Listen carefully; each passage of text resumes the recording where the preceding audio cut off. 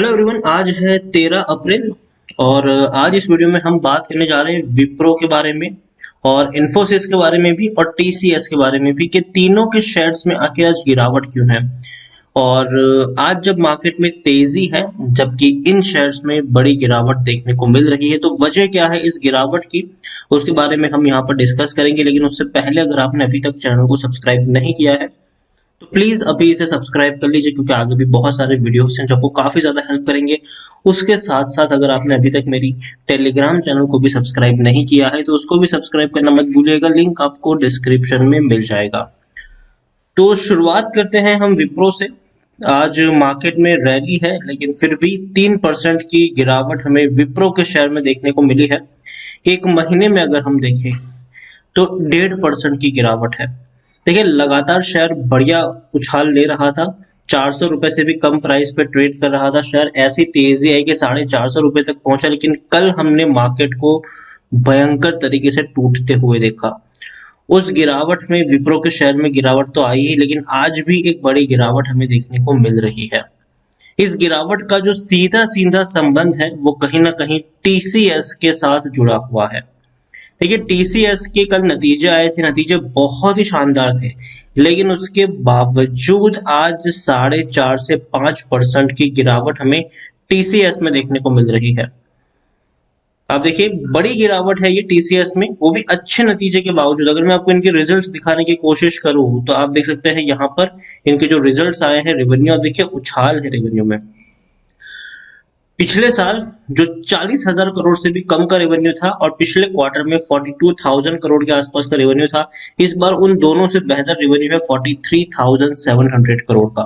Profit की भी अगर मैं बात करूं टीसीएस के, तो प्रॉफिट आप देखिए, जहां 8,000 करोड़ का प्रॉफिट पिछले साल था और पिछले क्वार्टर में 8,700 करोड़ का प्रॉफिट था, इस बार 9,300 करोड़ के आसपास का प्रॉफिट है। बढ़िया पैसा कमाया है, बढ़िया रेवेन्यू देखने को मिला है, लेकिन फिर भी according to Moneycontrol user 33% लोग बेचने की सलाह दे रहे हो, 33% लोग खरीदने की सलाह दे रहे हैं, जबकि 66% लोग बेच के निकलने की बात कर रहे हैं।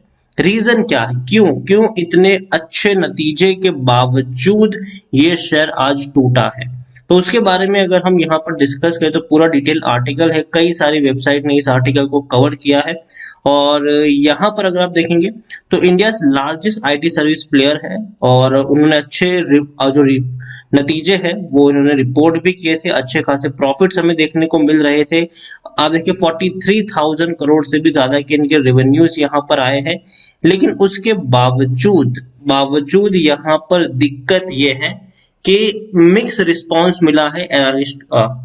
अब देखिए, the result however mixed response from analysts as they fear that despite a strong earnings show, the stock is trading at premium valuations and has forced in most of the positives.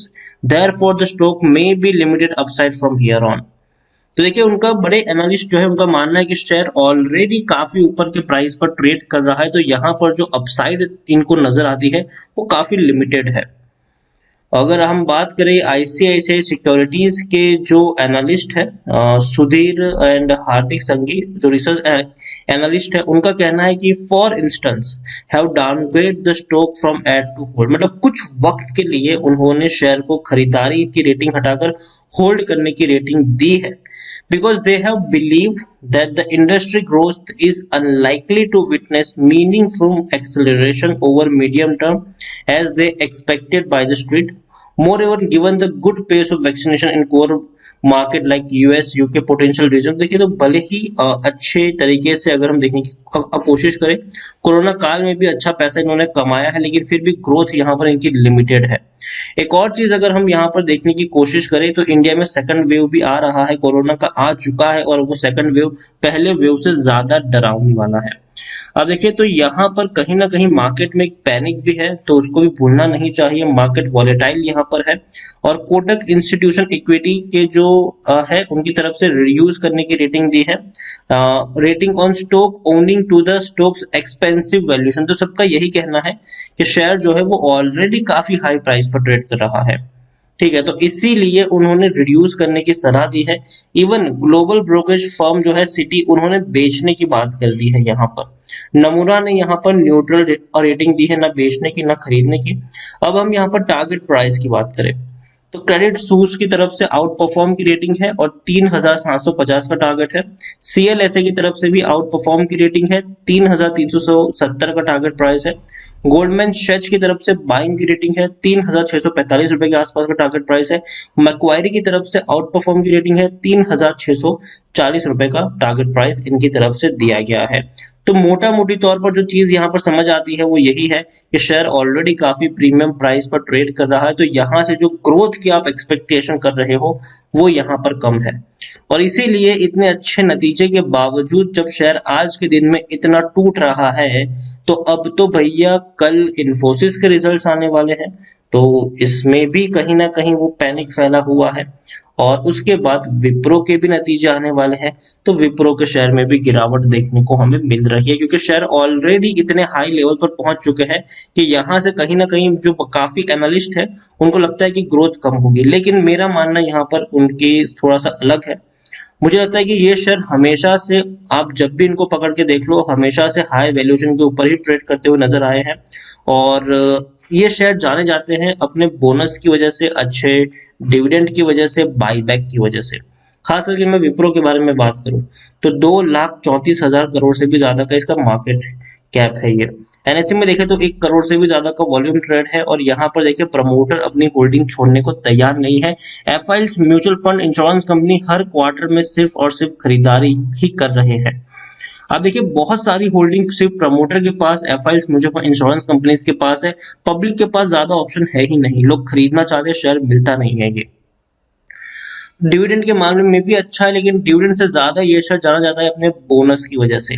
बढ़िया rally यहाँ पर आई है और बढ़िया तेजी मुझे लगता है कि आने वाले दिनों में ये बरकरार रहेगी। हाँ, थोड़े बहुत पुश ओवर्स यहाँ पर जरूर आएंगे, इससे पहले भी आए थे। आप यहाँ पर देख लीजिए, एक साल का अगर मैं आपको ग्राफ दिखाने की कोशिश करूं तो शेयर यहाँ पर देखिए बढ़िया तेजी पहुंची थी, 375 380 तक गया, लेकिन वापस टूट गया 330 रुपए तक। फिर तेजी बनी थी, शेयर 450 रुपए से भी ऊपर निकल गया था, वापस टूट के बिखरना शुरू हुआ, 400 रुपए से नीचे आ गया, फिर तेजी आई, अब फिर से गिरावट आई है। तो देखिए कुछ वक्त के लिए इस शेयर, ये जो शेयर है वो 400 रुपए के आसपास ट्रेड कर सकता है, लेकिन लॉन्ग टर्म में दोबारा एक बड़ी रफ्तार जरूर दिखाएगा ये शेयर। तो विप्रो पसंद आता है मुझे लॉन्ग टर्म के लिए, अच्छा फ्यूचर भी है इनका, लेकिन लॉन्ग टर्म के लिए निवेश करना हो तो ही यहाँ पर बाइंग करिएगा। दूसरा जो इन्फोसिस है, इनके भी रिजल्ट्स आने वाले हैं, इसके ऊपर भी नजर रखनी चाहिए। ये भी भैया 6 लाख करोड़ के आसपास का मार्केट कैप रखने वाला शेयर है, यहाँ पर भी बड़ी क्वांटिटी में ट्रेडिंग हो रही है, 1 करोड़ के आसपास के वॉल्यूम ट्रेड ऑलरेडी हो चुके हैं, और अच्छी क्वालिटी का शेयर है। बड़ी बड़े फंड हाउसेस के पास बड़ा पैसा इनका है, और बड़े बड़े बैंक ने यहाँ पर खरीदारी करी हुई है। 240% का डिविडेंड पे किया है, और जैसे कि इन्फोसिस के ऊपर इससे पहले भी मैंने वीडियो कल बनाया था, मैंने कहा था कि भैया बेहतर शेयर है ये, सालाना 2 या 3 बार डिविडेंड पे करता है ये शेयर। तो बहुत अच्छी बात है ये, बने रहिए यहाँ पर। आईटी कंपनी में पैनिक फैला है आज के वक्त में, टीसीएस के नतीजे आने के बाद कुछ खास रिस्पांस देखने को नहीं मिला है, और यही एक वजह है कि आज शेयर टूट रहा है। और कोरोना की मार का जो डर है वो तो भैया चल ही रहा है मार्केट में, और वो चलने भी वाला है कुछ दिनों तक। लेकिन फिर भी लॉन्ग टर्म के लिए मुझे आईटी कंपनीज पसंद आती है, और यहाँ पर जो ट्रेंड है वो हमेशा पॉजिटिव रहने वाला है, क्योंकि देखिए समय के साथ साथ टेक्नोलॉजी और ज्यादा बेहतर और अच्छी होती जाएगी, और ऐसे में जो बड़ी दिग्गज आईटी कंपनीज है वो और ज्यादा इसका फायदा उठाएंगे। और देखिए टेक्नोलॉजी अब धीरे धीरे लोग उसका इस्तेमाल करना सीख रहे हैं। पहले क्या था कि लोग स्मार्टफोन को ठीक से चलाना तक नहीं जानते थे, और आज वो धीरे धीरे धीरे धीरे धीरे आपको हर किसी के हाथ में स्मार्टफोन ही नजर आ रहा है। तो लोग टेक्नोलॉजी के साथ साथ लोग भी अब आगे एजुकेट हो रहे हैं, बढ़ रहे हैं, और ऐसे में आने वाला जो दिन है वो टेक्नोलॉजी का रहने वाला है, और आईटी कंपनियों का रहने वाला है, बोलबाला रहने वाली है आईटी कंपनियों की। इन्फोसिस हो, विप्रो हो, टीसीएस हो, जब भी ये शेयर गिरे, इसमें मुझे लगता है कि खरीदारी के मौके आएंगे, हमेशा आएंगे। अच्छे शेयर है, अच्छा बोनस पे करने वाले शेयर है, अच्छा डिविडेंड पे करने वाले शेयर है, और हमेशा यहाँ पर बाई बैक भी नजर आ जाता है।